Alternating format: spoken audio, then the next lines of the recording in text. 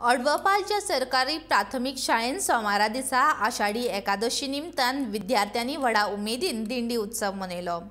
पावसाची मजा घेत शाळेच्या भोवतणी आशिल्ल्या श्रीदेवी शांतादुर्गेक नमन करून दिंडी घालत श्री गोपाळकृष्ण देवळा कडेन गेली।